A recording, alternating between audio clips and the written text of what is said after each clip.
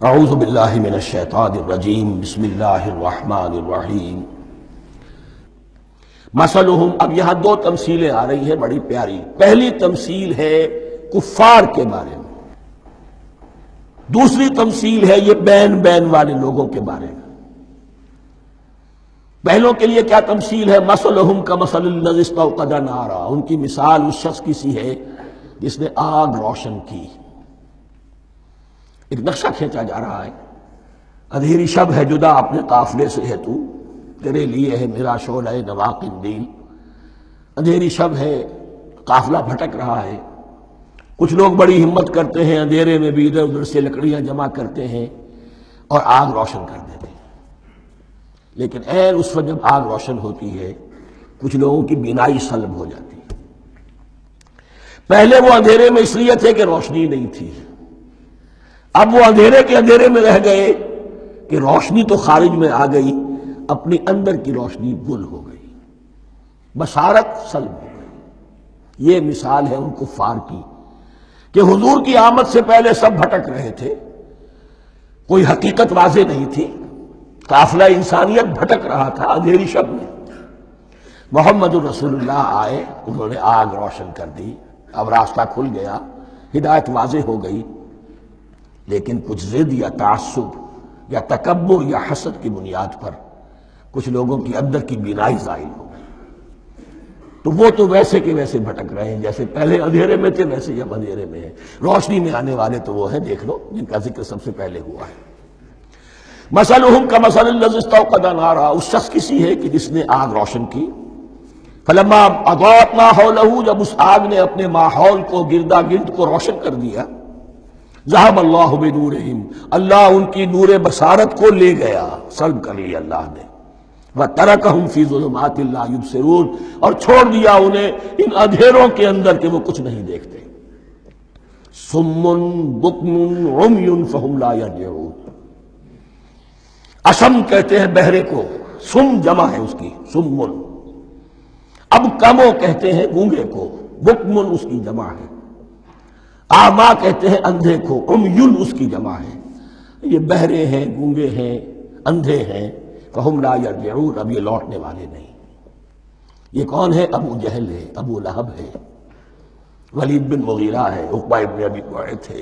یہ سب کے سب ابھی زندہ ہے جب یہ آیات نازل ہو رہی ہیں۔ ابھی تو غزوہ بدر ہوگا سن 2 ہجری میں، اور اس میں یہ سب جو ہے واصل جہنم ہوں گے، ابھی تک تو ہے نا۔ یہ لوگ ہو گئے اس کی مثال۔ وَمَثَلُهُمْ كَمَثَلِ الَّذِي اسْتَوْقَدَ نَارًا فَلَمَّا أَضَاءَتْ مَا حَوْلَهُ ذَهَبَ اللَّهُ بِنُورِهِمْ وَتَرَكَهُمْ فِي ظُلُمَاتٍ لَا يُبْصِرُونَ صُمٌّ بُكْمٌ عُمْيٌ فَهُمْ لَا يَرْجِعُونَ۔ اب دوسری مثال، أَوْ كَصَيِّبٍ مِّنَ السَّمَاءِ، یا بڑی زور کی بارش برس رہی ہے آسمان سے، فِيهِ ظُلُمَاتٌ، اس میں اندھیرے بھی ہیں، وَرَعْدٌ، اور گرج ہے، وَبَرْقٌ، اور بجلی چمک رہی ہے۔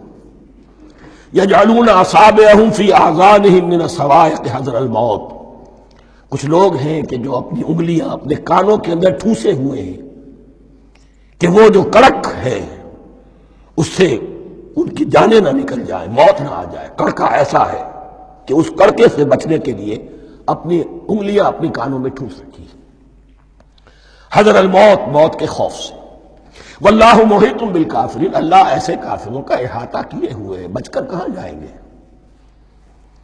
یکاد البرق یخطف ابصارہم، قریب ہے کہ بجلی ان کی نگاہوں کو لے جائے، ان کی بینائی کو سلب کر لے۔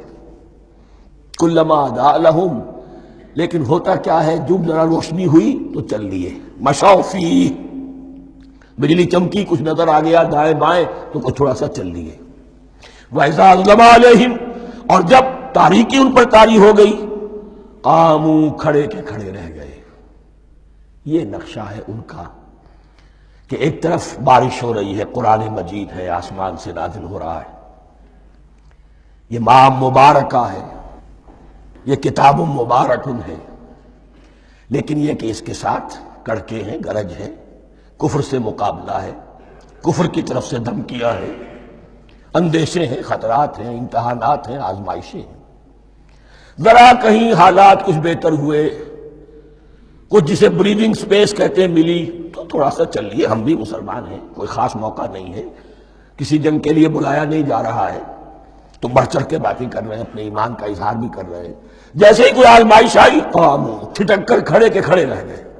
وَلَوْ شَاءَ اللَّهُ لَذَهَبَ بِسَمْعِهِمْ وَأَبْصَارِهِمْ، اللہ چاہتا تو ان کی سماعت اور بصارت کو بھی سلب کر لیتا، لیکن اللہ کا قانون یہی ہے، جو جہاں رہنا چاہے اس نے آزادی ارادہ دی ہے انسان کو۔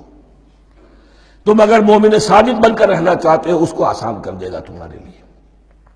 تم نے اپنے تعصب کی وجہ سے، اپنے تکبر کی وجہ سے کفر کا راستہ اختیار کیا، اللہ اسی کو کھول دے گا۔ تم بیچ میں لٹکنا چاہتے ہو، لٹکتے رہو، اللہ تعالیٰ جو ہے جبرن کسی کو نہ حق پہ لائے گا، نہ جبرن کسی کو باطل پر لے کر جائے گا، اس لیے کہ جبر اگر ہو تو پھر امتحان کا معاملہ ختم، پھر جزا و سزا بیکار ہے، غیر منطقی ہے، غیر معقول ہے۔ ان اللہ علی کل شیء قدیر، یقیناً اللہ تعالیٰ ہر چیز پر قادر ہے۔ یہ دو رکوع اس اعتبار سے کہ انسانی شخصیتوں کا سمجھنا،